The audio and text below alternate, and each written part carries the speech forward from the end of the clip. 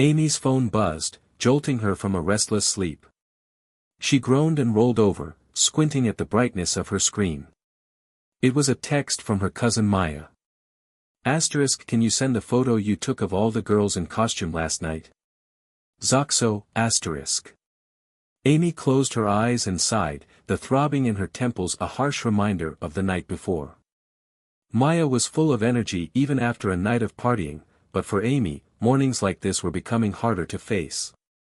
Should have stuck to beer, she muttered, her voice hoarse.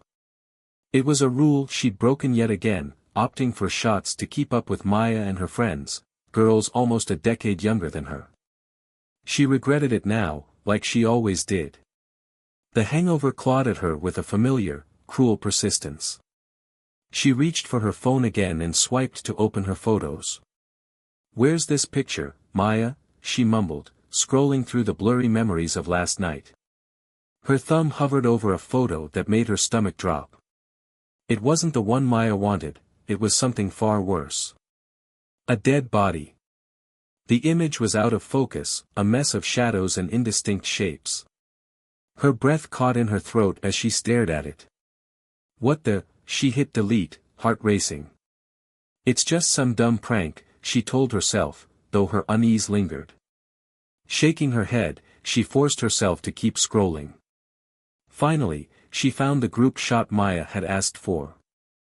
The picture showed 5 women, all dressed to impress in their murder mystery costumes, smiling brightly. Maya, of course, stood front and center as the glamorous movie star. Her 3 closest friends, Molly, Miranda, and Tess, posed beside her, each in elaborate outfits that looked like they'd taken hours to perfect. But it was the 5th girl who caught Amy's attention. She was older looking, with deep lines etched into her face and gray curls framing her head. Her costume was incredible, almost unnervingly realistic. Amy frowned. That's Lee, right? Patrick's girlfriend? She barely remembered meeting Lee. The girl had made a big entrance last night, hobbling in on a cane and croaking greetings in an old lady voice. The detail in her costume had been so impressive it left everyone gawking. Amy had thought it strange how Lee seemed to enjoy the attention, even from strangers. She wasn't part of their usual crowd. The glare from Maya's microwave reflected oddly off the photo, making it imperfect, but it would have to do. Amy sent it with a quick text, asterisk, here you go. Hope it's what you wanted. Also, tell Patrick his girlfriend nailed the creepy old lady look. LOL, asterisk. Satisfied, she put the phone down and tried to settle back into bed, but something gnawed at her, a faint unease she couldn't quite place. The photo, the dead body image, the strange gaps in her memory from the night before. It all felt wrong. I really need to drink less, she muttered to herself, shutting her eyes and hoping the feeling would go away. Amy sat upright in bed, her head throbbing as she scrolled through her phone. The group photo she had just sent to Maya was the least of what she found in her gallery. Her thumb moved slowly, hesitating over the images that filled the screen, most of them unrecognizable to her. She frowned, muttering to herself, when did I take these? There were shots of Maya and her boyfriend Matthew laughing together, a couple of blurry selfies that made Amy wince at the state of her smeared makeup, and several random snaps of the party crowd. But then she stopped short, her breath catching in her throat. A photo of a dead body. The image was blurry and dark, but unmistakable. The figure was sprawled awkwardly, the shape barely visible against what looked like tiled flooring. Amy's pulse quickened as she stared, trying to piece together the fragment of memory that might explain it. But there was nothing. No context, no recollection, just the gnawing sense that something was very, very wrong. What the hell? She whispered, her voice shaky. Her thumb hovered over the screen, indecisive. It's a joke, she thought. Asterisk, it has to be. Maybe it was part of the murder mystery game, asterisk. Still, the sight of the image made her stomach turn. Her head throbbed harder, and she pressed her fingers to her temples as if that could will her memory to return. But it didn't. I can't deal with this, she muttered, quickly tapping the delete button. The photo disappeared from her phone, but the unease it had sparked lingered, like an itch she couldn't scratch.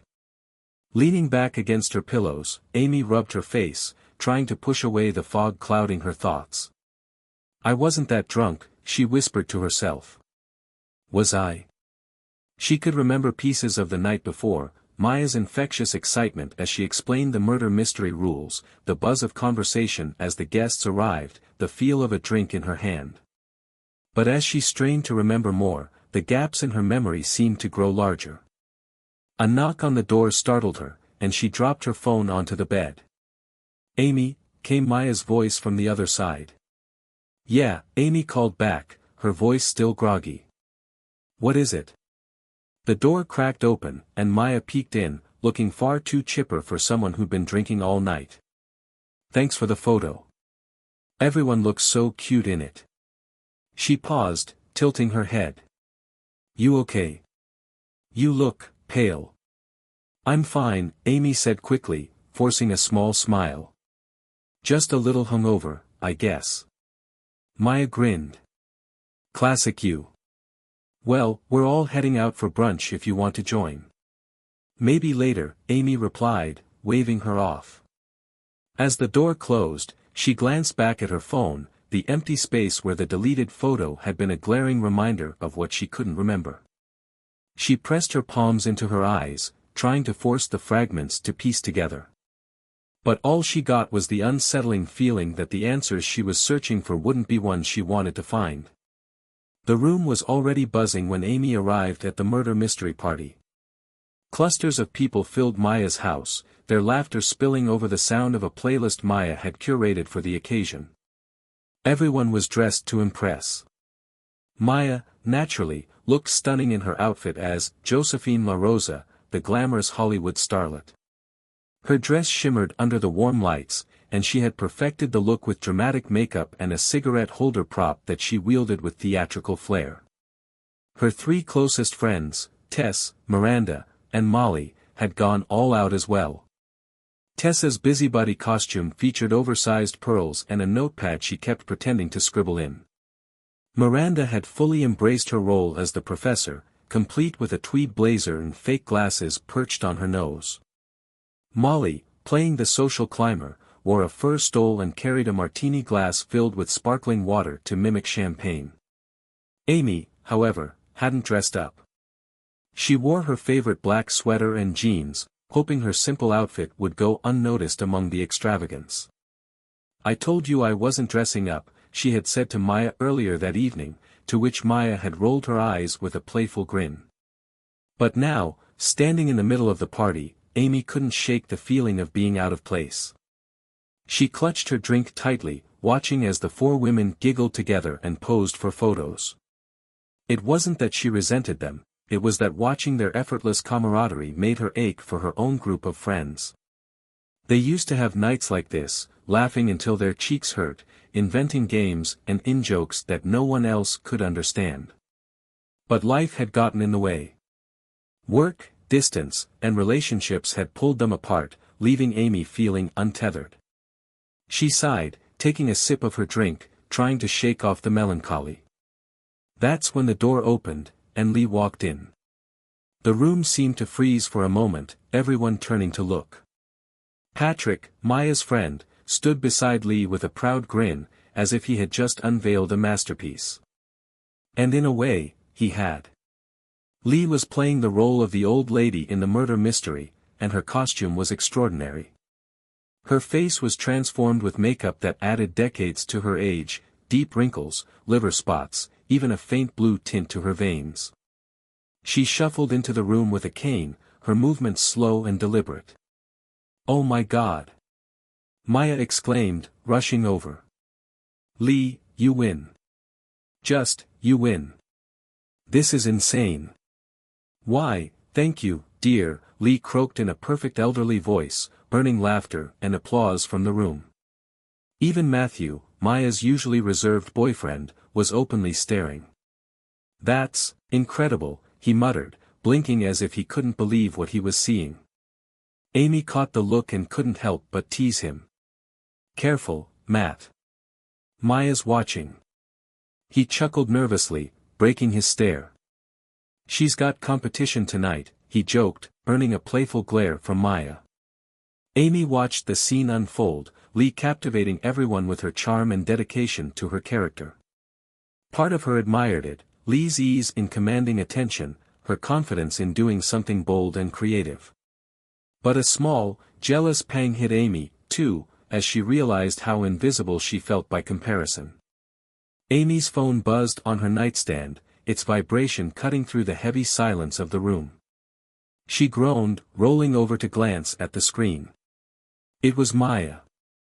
The clock read 9:12 a.m. Too early, Amy thought, still groggy from the previous night. She ignored the call and pulled the blanket over her head. The phone buzzed again, this time, Maya was persistent. Reluctantly, Amy picked up.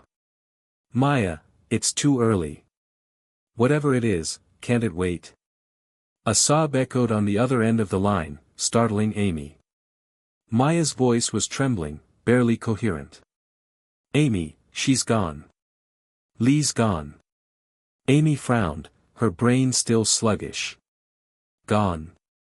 What do you mean, gone? Is this some kind of leftover party joke? No. Maya's voice cracked. I'm serious. She's dead. Lee is dead. For a moment, Amy sat up, her heart pounding in her chest. But then the absurdity of the statement hit her. She let out a dry laugh. Okay, Maya. I get it. Nice continuation of the murder mystery theme. What's next? A ransom note for her cane? This isn't a joke. Maya screamed, her voice raw with grief. She was found this morning, in her car, and Patrick, my God, Patrick is a wreck. Amy's smirk faded, and her stomach twisted uncomfortably. The way Maya's words spilled out, shaky and uneven, didn't sound like a prank. Wait, slow down. What are you saying? Lee, actually dead. From what? An accident? I don't know, Amy. Maya sobbed. Patrick just called me. He said she never came home. Her car was parked on that road near the woods, and they found her slumped in the driver's seat. They think, Maya paused, sucking in a ragged breath. They think it was her heart or something. She wasn't even that old. How does that happen? Amy froze, flashes of the night before racing through her mind. She remembered Lee's arrival, her commanding presence, her laughter ringing out as she leaned into the old lady act. She'd been so full of life. The thought of that same person now, gone. It didn't compute. You're serious, Amy finally said, her voice quieter now. Yes, Amy. Do you think I'd make this up? Maya's voice cracked again, descending into soft sobs. Amy felt her own throat tighten. Oh, Maya. I'm so sorry. I don't even know what to say. The line was quiet for a moment except for Maya's crying. Then she whispered, she was so amazing last night, wasn't she? I mean, she was the life of the party. And now she's just, not. Amy's mind replayed the image of Lee in her costume, her effortless charm. And then another memory surfaced, of that blurry photo she had deleted. The dead body. Amy shivered. It couldn't be connected. It was just a party. Just a stupid theme. Do you want me to come over? She asked softly. Yes, Maya hiccuped. I need you, Amy. Amy nodded, though Maya couldn't see her. I'll be right there. She hung up, the weight of Maya's grief settling over her as she swung her legs out of bed. Something about all of this felt wrong. The fluorescent lights of the police station buzzed faintly, casting a sterile glow over the room. Amy sat on a hard plastic chair, fidgeting with her phone. The tequila shot she'd taken earlier burned faintly in her stomach, but it had done little to ease her nerves. She glanced around at the other party attendees, all looking equally uncomfortable. Maya sat beside her, her face pale, her hands clenched tightly in her lap. Patrick was across the room, his eyes red and swollen, staring blankly at the wall. "Why are we even here?" Amy whispered to Maya, trying to mask her unease with indifference. "I mean, this is just a formality, right?" Maya shrugged, her voice shaky. "They didn't say much on the phone. Just that they needed everyone who was at the party to come in." Before Amy could respond, the door to a back office opened, and a middle-aged man in uniform stepped out. His badge glinted under the light as he scanned the room, clipboard in hand. "Amy Collins?" Amy's stomach dropped. She stood hesitantly, smoothing her jeans as if that would somehow make her look less suspicious. "That's me." "Follow me," the man said, his tone unreadable. Amy shot a nervous glance at Maya, who gave her a small, encouraging nod. Swallowing hard, she followed the officer, whose nameplate read Myers, into a small, dimly lit room. A table and 2 chairs sat in the center, and the walls were bare except for a clock ticking steadily. "Take a seat," Myers said, gesturing to the chair across from him. Amy complied, her pulse quickening. "So, Amy," Myers began, flipping through his clipboard. "I understand you were at the party last night where Lee attended." Amy nodded. "Yeah, I was there. Do you remember much about the evening?" Amy hesitated, her mind flashing back to the chaotic blur of costumes, laughter, and alcohol. "Bits and pieces.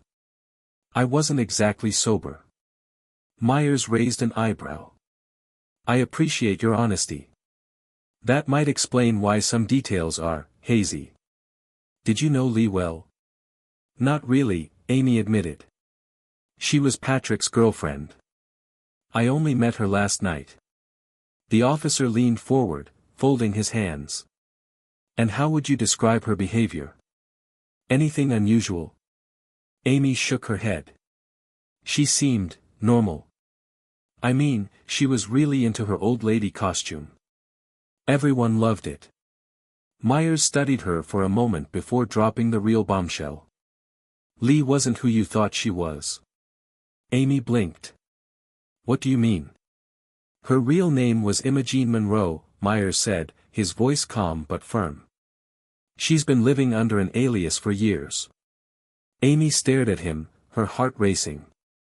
"What? Why would she do that?" "That's what we're trying to figure out," Myers said. "It's why this investigation is complicated.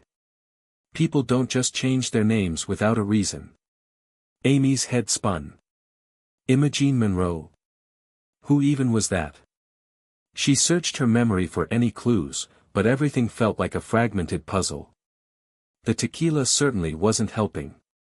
"Do you remember anything about the end of the night?" Myers pressed. "Anything." Amy paced the tiny living room of her apartment, her phone pressed tightly to her ear. Her breath hitched as Stephen's familiar voice answered, calm and steady despite her frayed nerves. "Amy, hey. What's going on?" Stephen asked, his tone warm but concerned. "Stephen," her voice cracked. "I don't even know where to start. Everything's such a mess. I don't know what to do." "Okay, slow down," he said soothingly. "Take a deep breath. Start from the beginning. What's happened?" She collapsed onto the couch, her hand trembling as she ran it through her hair. "It's about the party last night. One of the girls. Lee, she died. And now the police are involved. They're asking me all these questions I can't answer." There was a pause on the other end. "Oh my God, Amy. I'm so sorry. What happened to her?" "They think it was an allergic reaction," Amy whispered, her throat tightening as tears welled in her eyes. "They're saying it was peanuts, Stephen. From a water bottle I gave her." Stephen's sharp intake of breath was audible. "Wait. You gave her the bottle? Are you sure?" "Of course I'm sure.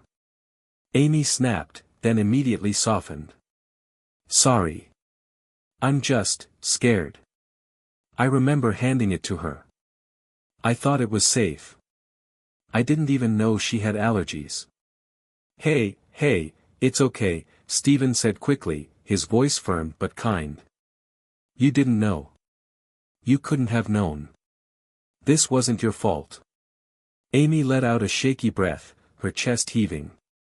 But the police think it could be. What if they think I did it on purpose? What if?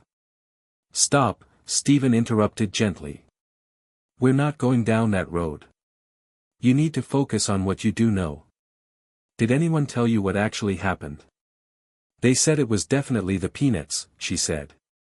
They traced it back to the bottle. But I don't understand how that's possible. I mean, it was just a normal water bottle. I didn't do anything to it. Stephen hummed thoughtfully. Is there a chance someone tampered with it before you gave it to her? Amy frowned, the memory of the chaotic party flashing through her mind.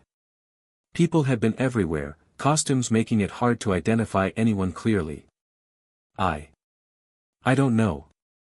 Maybe. Everything's such a blur. That's what you need to tell the police, Stephen said firmly. Be honest. You're not hiding anything, Amy. And you didn't hurt her. Amy sniffled, wiping her face with the sleeve of her hoodie. I feel like such a screw-up, Stephen. My whole life's been falling apart, and now this happens. It's like everything I touch turns into a disaster. Stephen's voice softened. Amy, you're not a screw-up. You're going through a tough time, sure, but that doesn't define you. You've had setbacks, but you're still here, trying to do the right thing. That counts for something. Amy sighed deeply, leaning back against the couch. I wish I believed that. Well, until you do, I'll believe it enough for the both of us, Stephen said, a hint of a smile in his tone. Now, promise me you'll stay calm and let the truth come out. This isn't on you. For the first time all day, Amy felt a flicker of hope. Thanks, Stephen. I really needed to hear that. That's what I'm here for, he said warmly. We'll figure this out, together. Amy sat on her couch, her thoughts swirling like a storm.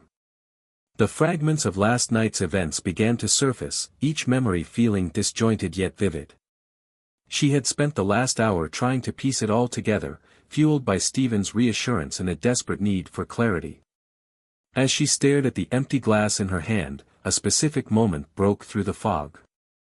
Miranda, Amy murmured to herself, sitting up straighter. She reached for her phone, scrolling through the few photos she hadn't deleted yet. One picture, a blurry shot of Miranda holding a prop candlestick and grinning maniacally, triggered a cascade of memories. Wait a second, Amy whispered. Her thumb hovered over the image as the night came back in fragments. She had been standing by the fireplace when Miranda, dressed as a professor in a tweed jacket, dramatically declared herself the murderer in the game. Her voice had carried across the room, theatrical and booming. I did it. Miranda had announced, holding the candlestick high above her head. I killed her because she bullied me relentlessly throughout university. She mocked my intelligence, spread rumors, and humiliated me in front of my peers. It was time for payback. Amy remembered the laughter that followed. Everyone had clapped, cheering Miranda for her dramatic delivery. But something about the way she had said it, the sharpness in her tone, had made Amy uneasy even then. Maya, Amy had whispered, leaning toward her cousin. Did Miranda just make up her own motive? Maya had shrugged, looking more amused than concerned. That's kind of the point, isn't it? Improv drama. Besides, Miranda loves this stuff. She's probably channeling her inner actor. But it hadn't felt like acting to Amy. And now, sitting in her living room with a gnawing feeling in her stomach, she couldn't shake the intensity of Miranda's words. Amy's phone buzzed, snapping her out of her thoughts. It was Matthew. She answered quickly. Matt? Hey. What's up? I've been thinking about Miranda, Matthew said without preamble. His voice was tense. Her whole motive thing last night, you remember it, right? Yeah, I was just thinking about that too, Amy admitted. It was weird, wasn't it? She seemed really into it. Matthew sighed. It hit a little too close to home for me. You know how I got bullied in high school. The stuff she said, it felt real. Like she wasn't making it up. Amy nodded, even though he couldn't see her. Same here. And Lee. I don't know much about her, but could Miranda have been serious? Maybe they knew each other before. That's what I'm wondering, Matthew said. And Amy. I saw the way Miranda looked at Lee before the game started. It wasn't friendly. A chill ran down Amy's spine. She leaned back against the couch, her mind racing. Do you think this is connected to what happened to Lee? The allergic reaction? I don't know, Matthew replied grimly. But it feels like more than a coincidence. Amy's fingers tightened around her phone. We need to figure this out, Matt. Something's not adding up.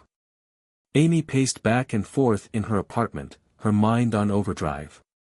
Her laptop sat open on the coffee table, ignored, as her focus zeroed in on the pieces of the mystery swirling around her. She hadn't touched a drink since the call from Stephen, but the lingering fog from her previous indulgences made her feel slow and disconnected. Enough of this, she muttered under her breath. No more wallowing. I need to fix this. She grabbed her phone and pulled up the photo she had sent to Maya earlier. Amy had almost forgotten about it, but the image had nagged at her since she first glanced at it. She zoomed in, her fingers trembling slightly, and her heart skipped a beat. Matthew, she murmured, staring at the details. The photo was a candid snapshot of the party's chaos.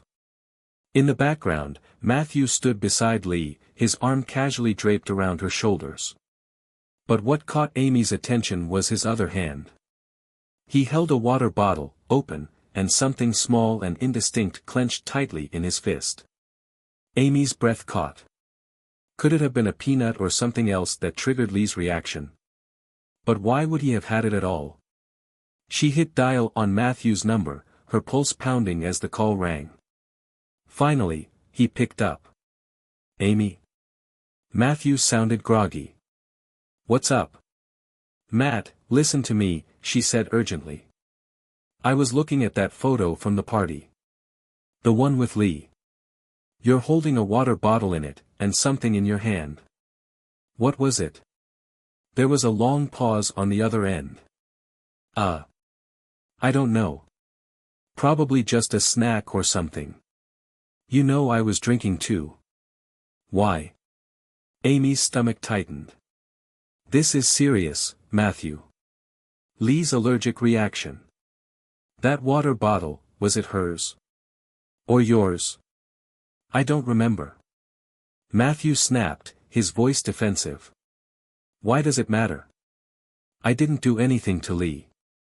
Amy pinched the bridge of her nose, forcing herself to stay calm. I'm not accusing you, but think about it. She had the reaction at the party, and you were with her almost the whole night. If there was any chance she accidentally ingested peanuts because of something you gave her. Whoa, Matthew cut in. You think I poisoned her? Come on, Amy. It was just a game, Anne. A game that ended with someone dead. Amy's voice rose, frustration overtaking her. Look, I just need you to think. Did you give her the water bottle? Did you touch any snacks? Any chance peanuts were involved? Matthew sighed heavily. I don't know, Amy. Maybe. But you know I wouldn't hurt anyone, right? Especially not Lee. Amy leaned against the wall, her mind racing. I believe you, but we can't ignore this. That photo could mean something. I'll think about it, Matthew said quietly. But Amy, this is starting to freak me out. It's already freaked me out, Amy admitted. But we have to figure this out. Someone knows what happened, and I'm not letting this go. After hanging up, Amy stared at the photo again. The key to unraveling this mystery was in her memories, and the details she had overlooked. She swore to herself that she would uncover the truth, no matter what it took. Amy sat in the sterile, dimly lit conference room, her fingers trembling as they rested on the edge of the table. Officer Myers sat across from her, his face unreadable, while her lawyer, a sharp but tired-looking woman named Carol, glanced at the phone Amy had placed in front of her. It felt like the weight of the past few days had been building, pressing down on her, and now it was all coming to a head. "I know it sounds crazy," Amy said, her voice low, almost apologetic. "But I think I know what happened." Officer Myers leaned forward, his eyes narrowing in interest. "Go on." Amy took a deep breath, steadying herself. "I've been going over the details again, piecing it all together in my mind. The photos. The party. And that water bottle. Matthew was holding it, and there was something in his fist. I think it might have been peanuts, or something with peanuts in it. And Lee, she was allergic. I didn't realize it at the time, but looking at the photos, everything's starting to make sense." Carol raised an eyebrow. "You think Lee's allergic reaction was accidental? That it came from something Matthew gave her?" Amy nodded. "Yes, but I can't prove it. Not yet. But I can prove the connection. I sent Maya a photo that night. The one with Matthew holding the water bottle, and something in his hand." She paused, her eyes meeting Officer Myers. "It might be the key. The phone, my phone, has all the pictures from that night. You have to check it. Please. It's the only thing I've got left." Officer Myers took a moment, his eyes lingering on Amy's face. "This could be a breakthrough, Amy. If you're right, we may be able to piece together exactly what happened that night." Amy nodded, her mind racing. "I know it's a stretch. But I can't shake the feeling that this is the missing link. I've been trying to block out all the noise, the confusion, the drinking, the games, but when I think about it clearly, it all points back to that photo." Carol picked up Amy's phone, unlocking it with a practiced motion. She scrolled through the images quickly, then paused when she found the one Amy was talking about. "This one?" Carol asked, showing Amy the picture. "Yes, that's it," Amy said. "Matthew's holding the water bottle, and look, his fist is closed around something. I'm almost sure it was something with peanuts." Officer Myers leaned in closer, studying the photo. "If this is true, it could change everything. It might explain how Lee ended up in that state. If she ingested peanuts, whether by accident or not, it could have triggered the reaction that ultimately caused her death." The weight of the moment settled over Amy, her throat tight. But why would Matthew give her the water bottle, knowing about her allergy? Or was it accidental? I don't know.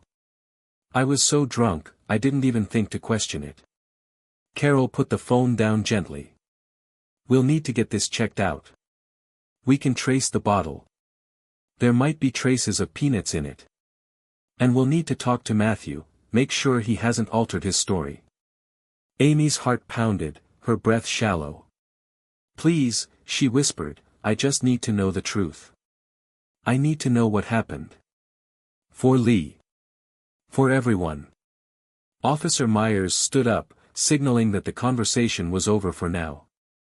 "We'll handle it from here, Amy. You did the right thing coming forward with this. I know it's been a tough few days, but we'll get to the bottom of it." As he walked out, Carol stayed behind. "You did good, Amy. Sometimes the truth isn't easy to find, but when you do, it can change everything. Just hold on a little longer." Amy nodded, but as the door clicked shut behind Officer Myers and Carol, a heavy silence filled the room. She had shared her realization, but the fear and uncertainty still lingered. Could she trust Matthew? Was it really just an accident, or had something darker been at play?